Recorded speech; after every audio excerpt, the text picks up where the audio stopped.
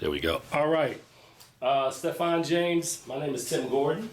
I'm with thefilmgordon.com.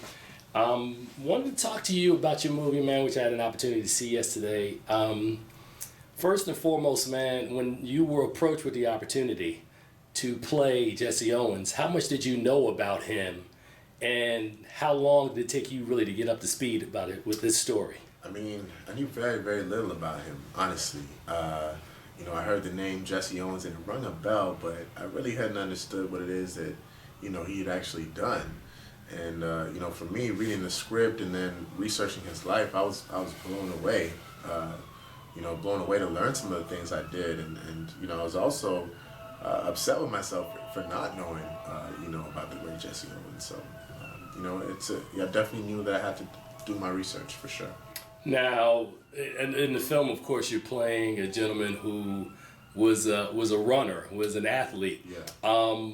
Did you have to get up to speed on the physical aspects of the role, or were you already kind of there, been working out and doing what you had to do? I mean, I work out pretty regularly, but track and field is a whole different thing.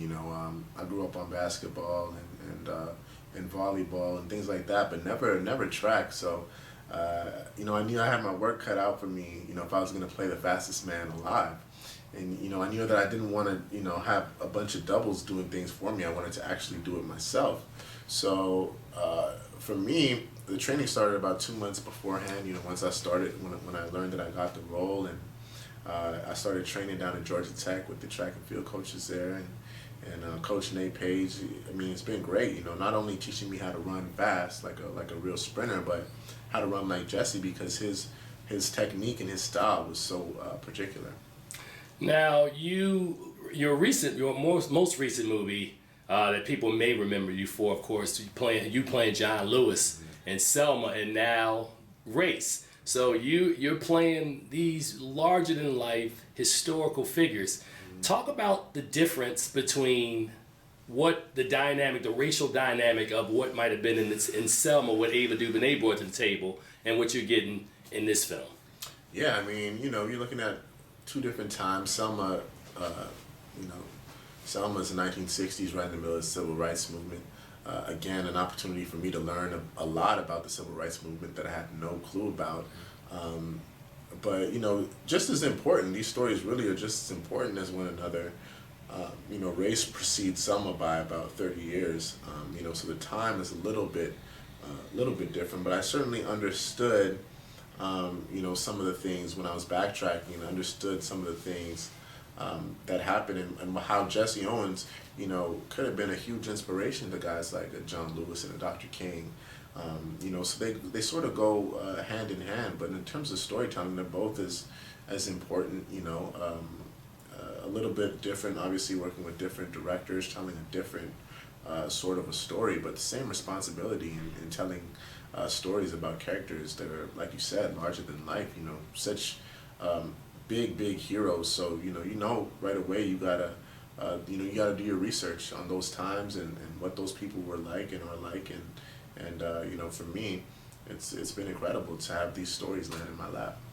So when you talk about the responsibility, right? You're really young in the game, so you're one of the few under 25-year-old actors out here who actually people are starting to see and get work. Right. You got Michael B. Jordan, I think, is still in his 20s, so it's not and John Boyega, so it's not really a lot of you guys. As it relates to the sorts of roles that you are interested in the future, we've seen that you show up in these biopics and you're doing what you do. What if you had your druthers, right? What direction do you want to try to take your career with? Which types of roles or which type of genres or which type of directors would you like to work with? I want to do it all, man. I want to do it all.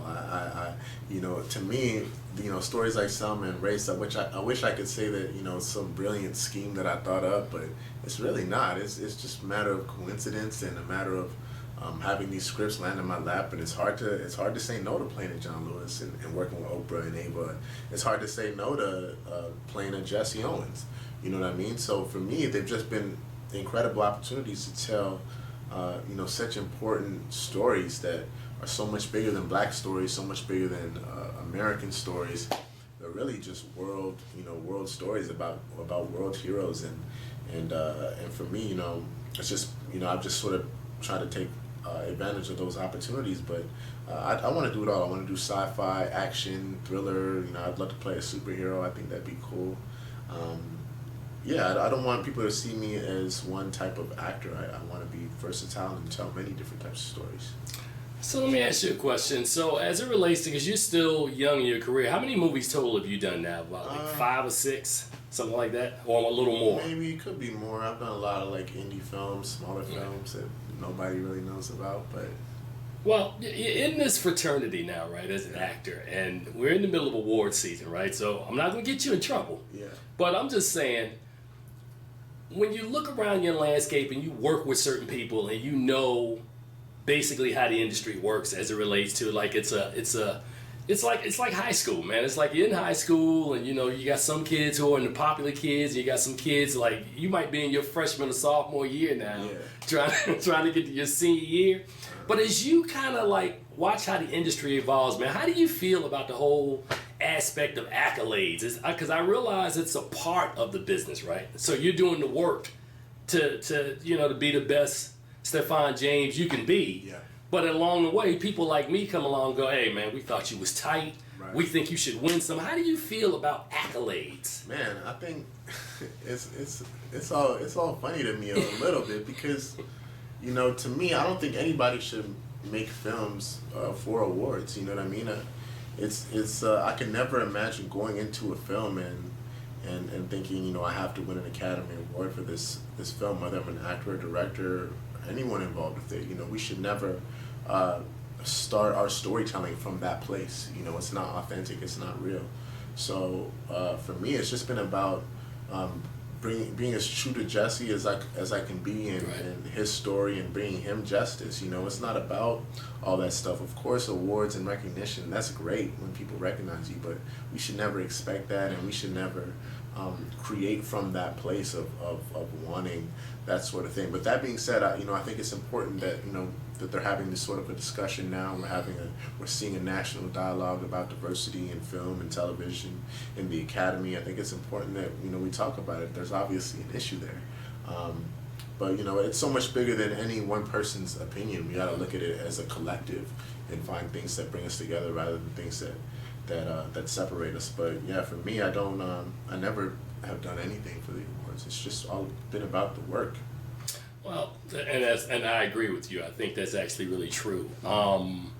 So what do you have on your plate that's coming up? You're not going to do another, you're not going to portray, like another larger than life person, are you? No, I don't think that's next. I think it'll be something different. It'll be something that people aren't used to seeing me in, and I'm excited. I'm excited to tell a bunch of different stories and keep fooling people and into believing that I'm different characters. A lot of people don't even know. They look at Jesse, they look at the posters and stuff. They don't know it's me. I like that.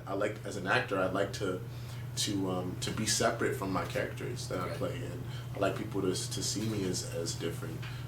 People look at that and they don't think that that's the same guy that played John Lewis, and I like that. So for me, it's just about telling different stories and being that guy that's everywhere. So do you have any aspirations to write or maybe step behind the camera and direct at some point? Of course. I've always been writing and stuff like that. I think that it's a whole different world that I'm very, very interested in, especially directing. I'm the type of actor who, if I have nothing going on set, I'll just hang out with the director, sit behind the monitor, and watch. I'm very, very interested in it from the other perspective.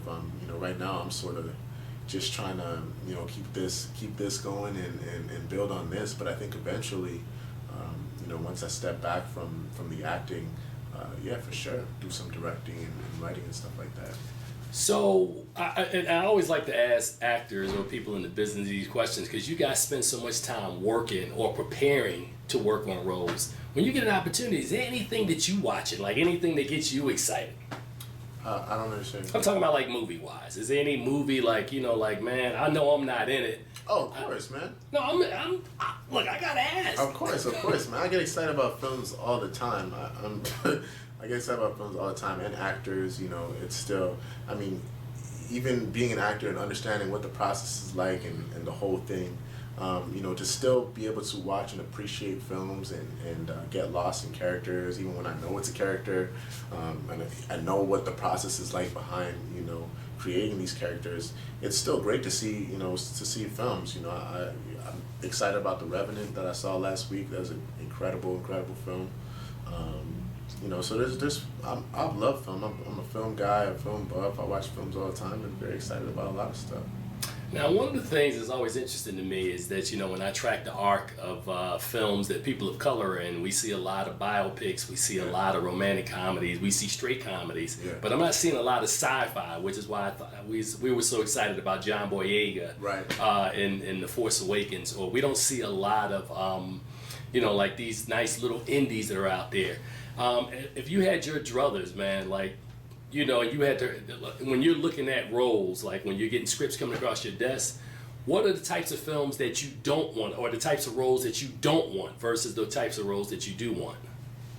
I don't know if I have it that clearly defined yet. Right. But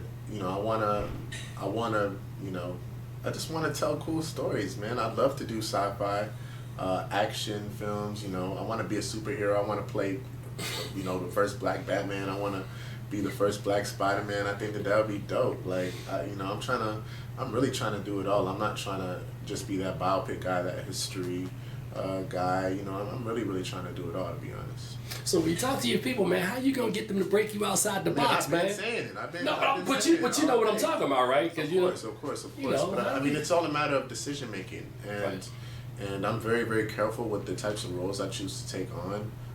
I've always been that way. I could accept everything, but I don't. I'm very, very selective. It's not about money to me. It's not it's always about the project. So, I'll take my time and do what I think's right.